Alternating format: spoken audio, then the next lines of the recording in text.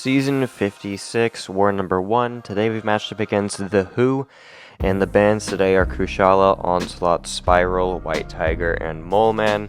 And my team today is going to be America, Chavez, Dazzler, and Vox.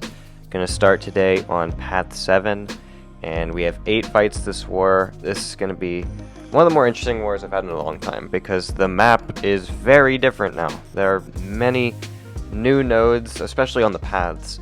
I think the paths I'm taking today are relatively similar to what they were previously, but I have some really cool fights this war, if I do say so myself. Starting against this Korg on Node 7. Node 7 is the same as what it used to be. Fun part is I have Dazzler now, who he does a really good job for this fight. The only thing you need to worry about is to make sure you're not throwing special attacks when Korg has his rock shield up, because you do not want him to purify the debuffs you're going to be placing from steady buildup. That would be really bad. So I just need to never let him trigger a purify, and then we're just going to try to dazzle our way to the end. There was a completely accidental parry, so I'm just going to play a little chill here, and then we're going to go back in, take a little bit of damage. My Dazzler is unawakened, so we're not preventing the Thorns damage like we would be doing if she was duped. So that's a little annoying. I do have a Mutant Awakening Gem to use on Dazzler, but I'm saving it until the Titans I have saved up are opened first, just in case I pull her from there. Then I can give that Mutant Awakening Gem to Mr. Sinister, or hopefully eventually Jean Grey. So, anyway, now we're gonna go fight this Prowler on Node 16. Node 16 is definitely much more threatening than it used to be. Now it has a special Tranquilize node, so every time the defender throws a special, you're going to get a Tranquilize on you. The Tranquilize is going to prevent you from throwing any debuffs on the opponent, unless you have increased ability accuracy or just cannot have your ability accuracy modified. Vox definitely is neither of those things. His debuffs are subject to ability accuracy reduction. His buffs have 300% ability accuracy, but buffs and debuffs are obviously different. Tranquilize is specifically trying to counter debuffs, so what we need to do is make sure to only drop SP1s when the Tranquilize is not active. Other than that, there's a physical resist node, which kind of doesn't do much because Vox's numbers are in degen, and then there's also an aggression fury node, which is a little bit threatening, but not really, because we were played really aggressive in that fight anyway, so he didn't really get the chance to have a fury. So those are my first 2 fights. We're going to move on to Path 5 and fight this Nova here on Node 23. This node is similar to what it was before. It is a bit more threatening now. It is ebb and flow intercept like it used to be, but now there's a node to where if you do not strike the defender every 6 seconds, you are going to get a falter on you, which I don't believe ever happens in this fight. But the reason Nova's here is because he's going to auto block your dash, or he's going to auto block your intercept pretty much most of the time. And then if he's at 75 or more charges, then you're going to get parried. So that was fun. Game lag, of course, is going to hit me right in the middle of a special attack, so I eat it. And it crit me for 30% of my health. That is not the only time we're going to eat a special due to game lag in this video. You're going to see later where that is even worse. So, that was cool. Just stupid losing 30% of my health because of the game lagging right in the middle of a special. That's nice, but he goes down. It was only a 6-star Nova, so it could have been a lot worse if it was a 7-star rank 3 Nova.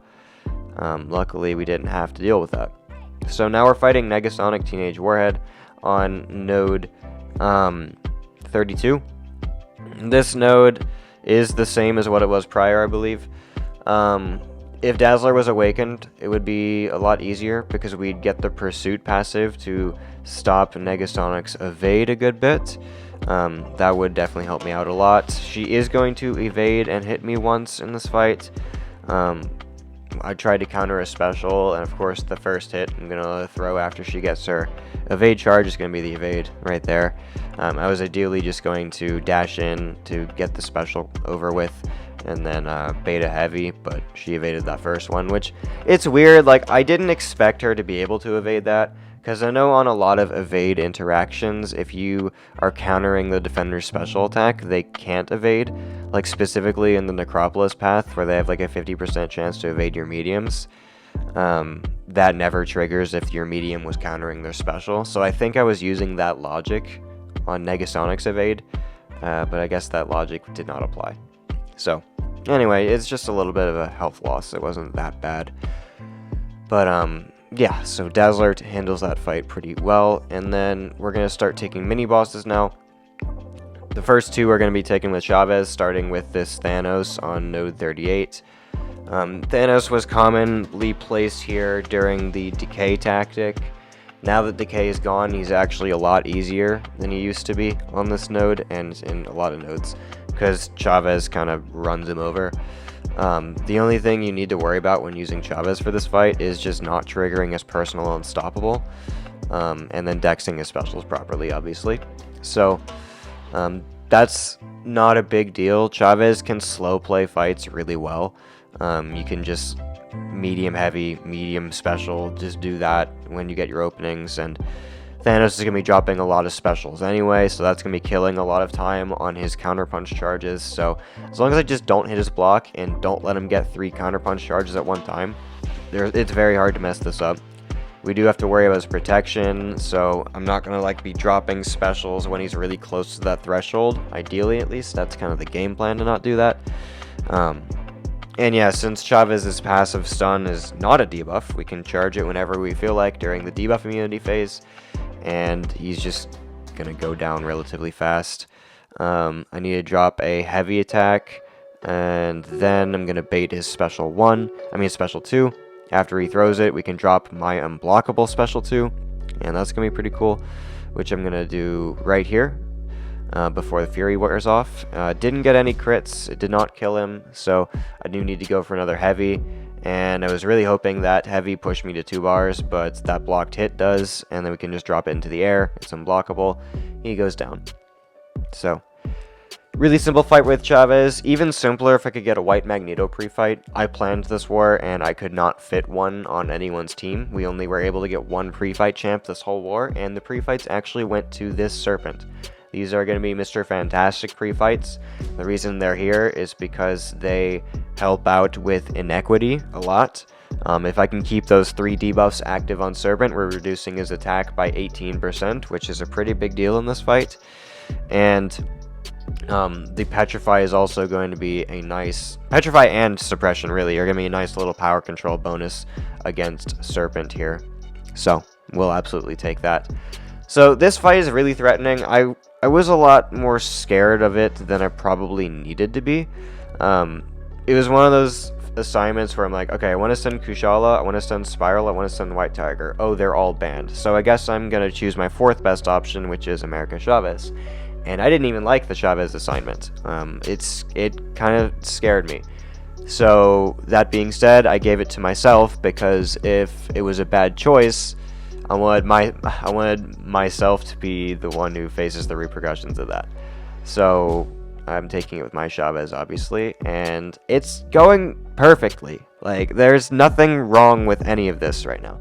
The whole threat of this fight is that if you get 3 debuffs on you at one time, Serpent's going to go unblockable almost for the rest of the fight. And that just didn't happen.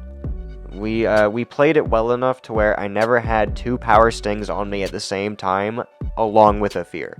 Like, I think I had 2 power stings on me at the same time once, and the fear was not active. If a fear and 2 power stings were active at the same time, he goes unblockable. You can't dex his specials, obviously, so you're going to take a crap ton of damage and possibly die. I played it well enough to where that wasn't an issue, so yeah, I would absolutely send that assignment again, and I was definitely more scared of it than I was warranted to be. Okay, now we're fighting a rank 4 arcade. How jealous I am of that, man. I would love to have a rank 4 arcade. But this is on node 48, brand new node. This one is Stun Reflect, Shock and Bleed, and Bane and Safeguard. The best part about this fight is that it's kind of the whole Vox versus arcade thing. It's like there's no node on the map where either arcade is safe from Vox or safe from a generic other cosmic. Because you want to put Vox on Hazard Shift Poison so he gets extra tokens, well, Vox is going to run him over. You want to put Arcade on a different Hazard Shift node, well, he's not going to be very threatening because you're probably not getting a lot of tokens on you if you're playing the fight correctly. So, like, I guess he's scary on this node, but he's not doing anything that's stopping Vox from running him over. So, anyway, I did mess up the fight a little bit because I went to an SP2 on accident rather than an SP1. At the start, like my first degen cycle, I accidentally dropped a special 2 instead of an SP1. It didn't really matter that much. Like, you can see the fight's going perfectly fine still. But that was minorly inconvenient because you want to get that Undermine active ideally as fast as possible. So, yeah, he's dead. And that was like extremely easy even though I misplayed it. And that's just how Vox versus Arcade kind of goes most of the time. There's not a lot of nodes where Arcade is very threatening to Vox. Or, again, if it's something Vox can't do, then most other Cosmics are able to do it. So, okay, last fight is going to be against this Onslaught boss. I actually thought this was a rank 4 going into it, and then I realized when I was watching the replay, it wasn't. And I uploaded this fight yesterday on its own. This fight is wild. Because I talked earlier about how game lag screwed me during the opponent's special. Well, here's when it mega screwed me. Game lag right on his special 1 activation. And I get caught by his special 1. So now I've got a bunch of Neros on me. Then I get caught on a dash back. Then I'm going to eat a hit on his heavy. And I'm like, holy crap. My Deathless season is going to end on War 1. Dex is special here. The Neros are almost gone. And so I'm going to pause the fight right here. We're at 18% and he's at 97. I need to somehow find a way to take off all 97% of his health without dying against an opponent who damages you just by hitting him. Because that's Onslaught. You get Neros on you, you take damage. So, there is zero room for error at this point. If game lags during another special, then I'm just dead. If I mess up an intercept or he doesn't play into my intercepts, then I'm probably dead. Like if he just does a walk-up light attack, I'm probably dead.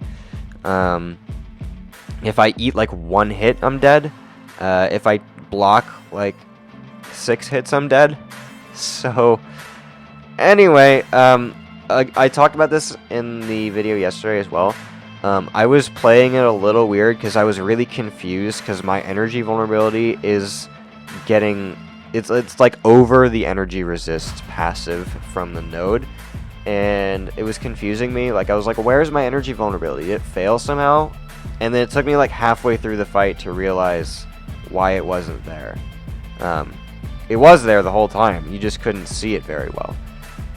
So now I'm at 9% and he's at 51. That SP2 did a lot of damage and we didn't even have the energy vulnerability. So I'm like, we're fine. I just need to get 3 bars of power. And then the fight's basically over, right?